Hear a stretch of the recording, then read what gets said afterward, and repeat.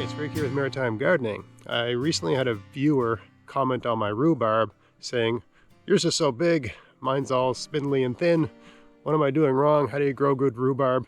When do you harvest it? Blah, blah, blah, blah," a bunch of questions like that. So I thought I'd do a video on rhubarb because I don't think I really have before. So here goes. So here's my rhubarb. This is a patch of rhubarb. It's about, I don't know, 6 feet by 6 feet, but it's not perfectly square. So I don't know what, maybe 20 square feet or something like that. You can see that some of the leaves, that one's almost 2 feet. That leaf there is almost 2 feet in diameter at its widest points, right? And the stalk is a good inch in diameter. To me, the secret for rhubarb, one of the most important ingredients with rhubarb is just time. It takes a number of years for the root systems to get really developed. Okay, so, if you just plant a rhubarb, it's going to be a few years before you have something like this, okay? Now, in terms of what do you do, like soil, that sort of thing, I honestly haven't done anything with my soil for years. Initially, I probably had horse manure or something like that. Good soil is important. Good sun. This isn't the sunniest spot in my garden because you can see it's back against the trees. That direction is south, so this is not a prime location in the garden. It doesn't get morning sun until about 10 o'clock, but it gets sun for the rest of the day and gets all the afternoon sun. So, you need a good spot with reasonably good sun. You don't want to be growing in the shade under a tree. I know there's going to be people who say that they've got theirs in the shade and it grows just fine. I'm sure that can happen, but I'm just speaking optimally here. You want to have at least half a day's sun, ideally more. You want to have really good soil, fertile soil.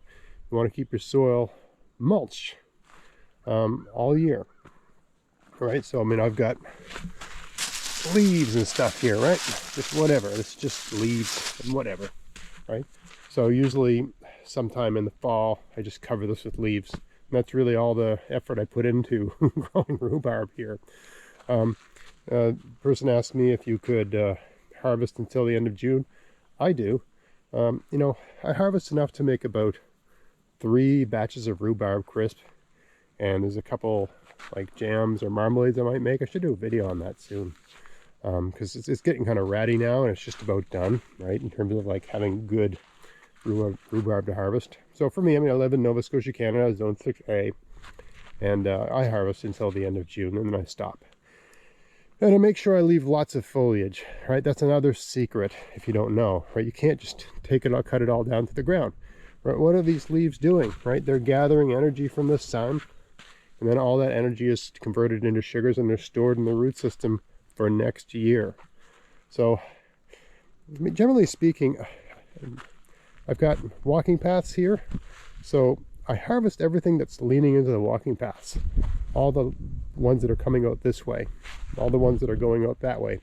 Or if there's an enormous leaf that's on top of everything and it's shading out the rest of the plant, I might harvest those. So generally speaking, when I harvest, I take the biggest ones like this, right? Because then that allows sun to get into the other ones. Look at that, what is that? I think that's some sort of wild rose or raspberry. Something growing in there. Anyway, yeah, I tend to harvest the biggest ones so that more sunlight can get into the rest of them. And I don't think I harvest any more than 30% of what it produces a year, right? The same way you'd rule of thumb for like pruning a tree. In a sense, you are kind of pruning, okay? But you need to leave lots of foliage so that the plant can get lots of energy and store it for next year, grow the root system. Other than that, I really don't know. There's different, look at that, we forgot this one. I had my daughter out here help me with this last night. We took some, we had to make some more rhubarb crisp. In terms of how much I harvest enough to make rhubarb crisp 3 times, and then I freeze some so we can make it about 3 or 4 more times, like in September, October, November, or maybe in the dead of winter, right? One of those treats. Because after we've had this 3 times, we're kind of tired of it, right? I just made some yesterday. If you want a great recipe for rhubarb crisp, check out the video. I'll put a link to it at the end of this. But you can see I've got a variety. I've got some that are thin like that, right? They're not all, these monster 1 inch thick. They're variety. I guess a degree of drainage is also important. I mean, I have these, it looks like a raised bed, but really these are planted at grade. But as you can see, there's a, like, you know, here's the edge of the forest, there's a drop off, right? So this doesn't, water doesn't pool here. If you're having poor results with your rhubarb, it could just be that you haven't got good drainage in that location. You might need to elevate the bed or just find a different location where there's decent drainage, right? Very few plants can handle being swamped and waterlogged, right? So this is a perennial, might not like that, right? So that might be your problem. So that's pretty much it. I mean, you know, it takes time for the plant to get mature, get big. You got to have good soil.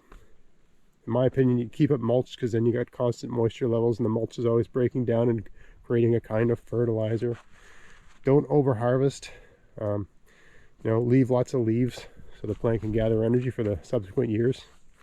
And enjoy your rhubarb. You can harvest until the end of June, fine, sure. And I mean, you can probably harvest after that, but you know, at some point the stalks get this they just kind of start losing their pristineness, I guess, right? So I just stop harvesting them. Also, I'm just tired of eating it.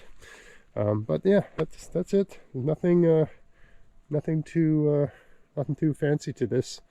Sometimes it just takes time, you know, that sort of thing. But I don't think there's any magic bullet. Just keep your soil mulched, make sure it's got good drainage, don't harvest too much, and wait, and in a few years you'll have a massive pile of rhubarb. All right, so those are my tips for growing good rhubarb. I hope I covered everything there, and I hope you found this interesting. If you did, please like, share, subscribe. Check out my podcast, maritimegardening.com. Check out my articles at maritimegardening.substack.com. And until next time, get out there, get at it, have fun in your garden. Thanks for watching.